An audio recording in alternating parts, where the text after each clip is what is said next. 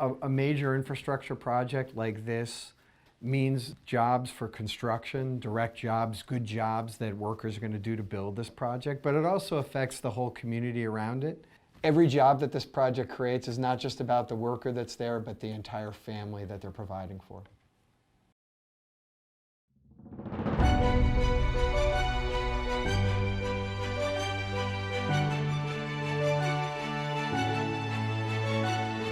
I'm Thorn Dickinson. I am excited about sharing with you authentic conversations from Mainers throughout the state about the value this project delivers.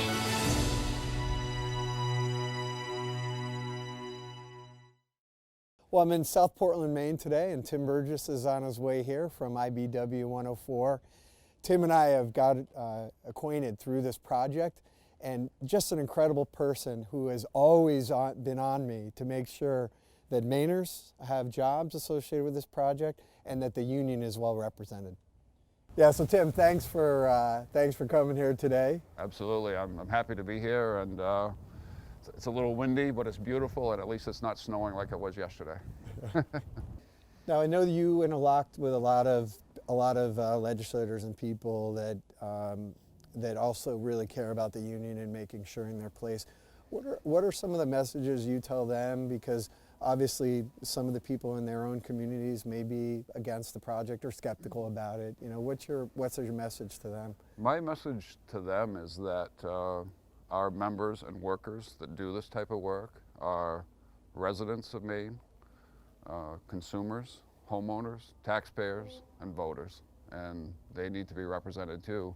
And all they're trying to do is go to work and do a job. Tim is an example of somebody who works tirelessly on behalf of all the union members that he supports. From the beginning of the project, he has been advocating for jobs for Mainers and for jobs for the union members. In the Public Utility Commission final order, as a result of his leadership, there's a preference there for Maine workers. And then in addition, more than 70% of the workers working on it will be union members. This project means a lot to our members because it would allow them to stay home during the week and work, see their families more, and I'm sure their families would appreciate that as well. When a project like this comes along, they look forward to doing that work right here in their home state. The narrative that all the jobs are going to be going to out-of-staters, I will do everything I can to make sure that that doesn't happen, that we hire as many locals as possible, and that is also mandated in the PUC permitting process that Maine workers get a preference on this project. Our members make a career out of these types of projects and other work, other line work, so they don't look at this as temporary jobs. This is just part of their succession with jobs that they need to make a living. We're very proud of this project. We're proud of the way it's gone, and we're looking forward to getting started on it as soon as possible. So Tim and I have been in meetings all across the state. He's been really an incredible advocate for the importance of the project for union members.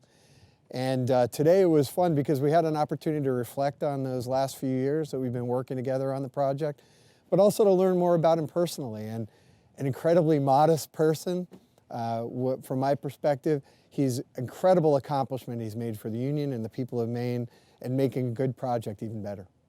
This project's going to create a significant amount of jobs here in Maine, and I wanted to get a couple different perspectives from job creation here in the state. Cianbro is the largest construction company here in Maine, and they have a long history of building projects here in the state and as they grow throughout the country. I'm Andi Vigue, the CEO of the Cianbro companies. Cianbro is a company that was founded in 1949 here in Pittsfield. And we've grown that to be working in 40 states and employing about 4,000 people across the country. Maine is home. Our headquarters are still here in Maine. And what we've learned is, strong communities build strong families, and we want our people to feel part of something stronger than themselves. And so we invest heavily in those communities in which we have work. I wanted to talk to Andi because he's going to be fundamental to making sure that Maine people get jobs, good jobs on this project. In my conversations with him, I sense this incredibly entrepreneurial person who not only cares about building projects, but about creating communities and building a wonderful team in his organization. When you walk into Cianbro, it becomes very apparent in a number of places the pride they have in their organization and how they've grown. You know, our history of our company is rich and it's deep, but it started with that first opportunity. It started with a wheelbarrow, 2 shovels, and a rake, and someone believing enough to hire them to do a simple task. And the simple task led to more simple tasks.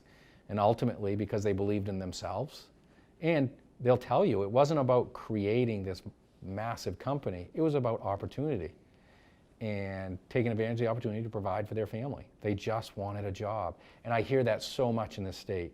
I just want to keep my job. I just want my job. I need a job. That's how this company was created. One step at a time, one job at a time, one day at a time. Along this journey, there'll be people who are given opportunities to provide something, a skill, a service, that could just be that one step they need before they take the next step. I'm confident of it. So throughout the project, one of the things I've heard is these are only temporary jobs, and both Andi and Tim are frustrated with that characterization. From Andi's perspective, his whole business is built on a series of jobs that are woven together to create the opportunities for employees. And for Tim, he says they're not temporary. Of course not. For those careers of those union workers, they are looking for the next place to go and provide for their families. For those that think, you know, that this project provides temporary jobs, I would say this. Every project at Cianbro would be viewed as temporary. We're constructors. We're transient, we move around. The question is, how far do we have to go to the next project? And I can tell you our people and our approach to work is to rely on that Maine ingenuity, which is, you know, I can be a carpenter today and I can be an earth mover tomorrow and I can be an environmentalist the next day to get work done. This project allows us to have a core base in Maine and to build around that base to keep people as close to home as possible so that those opportunities are close to home and they're less likely to have to travel outside of Maine while earning a very decent wage. So it allows us to build around that and it's more likely that they'll stay in Maine. Andi is somebody who's incredibly passionate, not only about the company and growing it, but also for the benefits it brings to the state. You know, all our projects are important to us, but every so often there's a project that's just so much bigger than us. And NECEC is exactly that. For me, this is very, very critical to Maine at a time when we need it. And so we can spend a lot of time discussing why we are where we are, but it's irrelevant. We are where we are. What's important is what we do next, and we take a step forward. I don't want our state to continue to age at the rate it's going and that our young people don't have opportunity. I have 2 young kids, both in their early 20s, that love Maine. I'm a 4th generation Mainer. I want them to be able to experience everything I have been able to experience. But unfortunately, my son has had to go to work in Massachusetts. The opportunities just aren't here. And with COVID, it's only gotten worse. I got to find a way to engage and find a way to make a difference.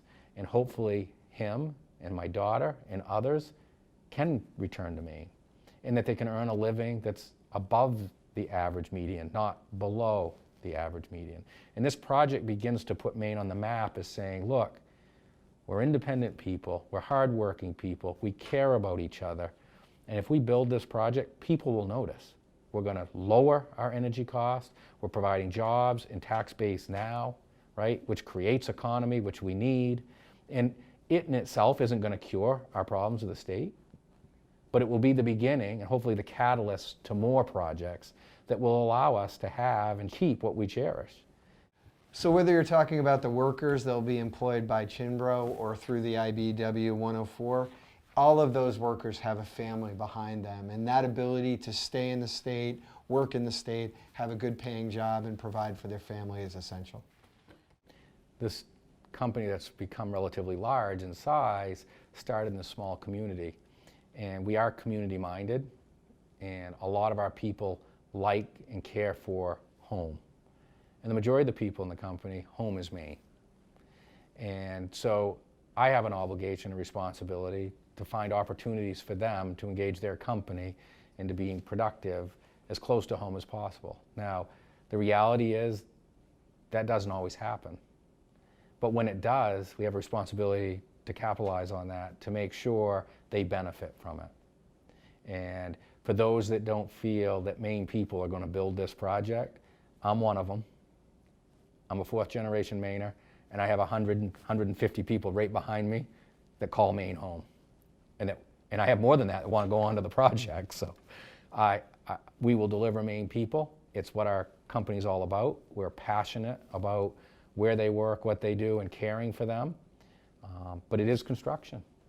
And when that job's over, we'll be looking for the next one.